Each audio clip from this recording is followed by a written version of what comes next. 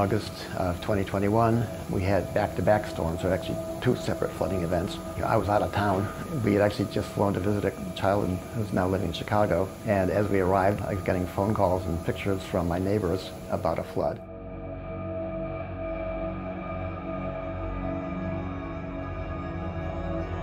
So I wasn't actually here for the event, but I was certainly here for the aftermath. As happened in 2017, so much water came down that the water brought down tree trunks and limbs and rocks and all sorts of debris, which again jammed up the bridge over the road. And as soon as the bridge jammed up, water went everywhere. A lot of yards were ripped out and destroyed. Actually, a lot of that still even hasn't been repaired even yet.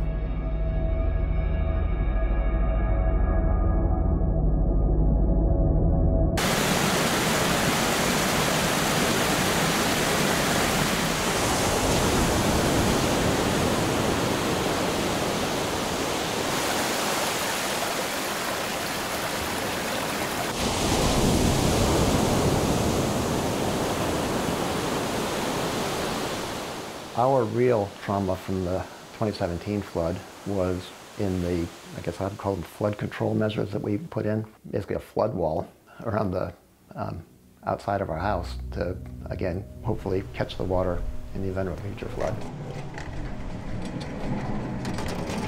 That was pretty pricey, and flood insurance doesn't cover that kind of a loss, so it was basically on our dime that we did all that. How much are we talking? Honestly, about $80,000.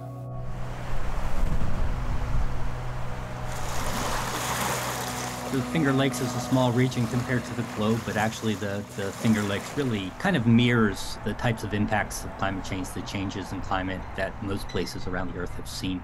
I would put the first thing on there is just the warming of average temperatures, particularly the warming of average temperatures in the winter. I think the other thing is on the precipitation side of things, really been an increase in extreme rainfall. You know, if we look at our average rainfall across the year, it's gone up by give or take a few percentages. What has changed is the character in which that rainfall comes. But we're also seeing higher rainfall intensities. So it's the fact that when it rains on a particular day, it rains more on those days than it did if we spread that out over a lot of days.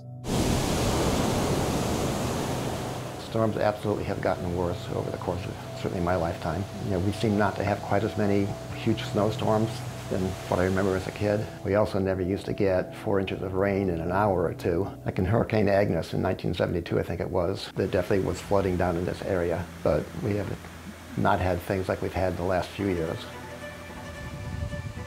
The last rain bomb we had, it made a pier going out into the water that was probably 40 or 50 feet long, and the dock was buried right underneath all the shale that had washed into the lake. Back in 2021, as we look at the water gauge of Owasco Lake, it rose more than 2 feet. It was almost up to 715 feet above sea level.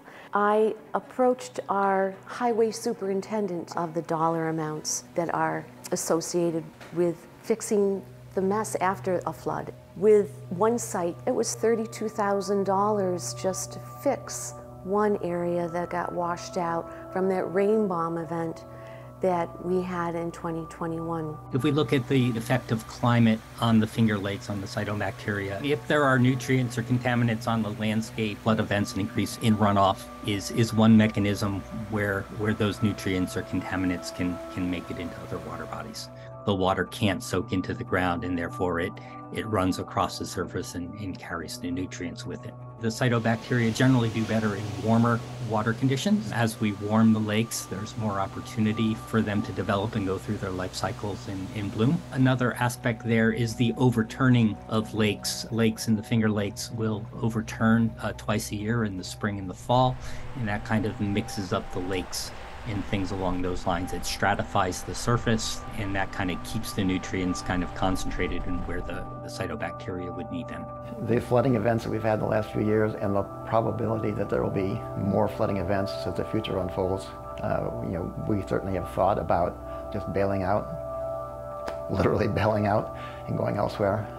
But this place is too close to my heart.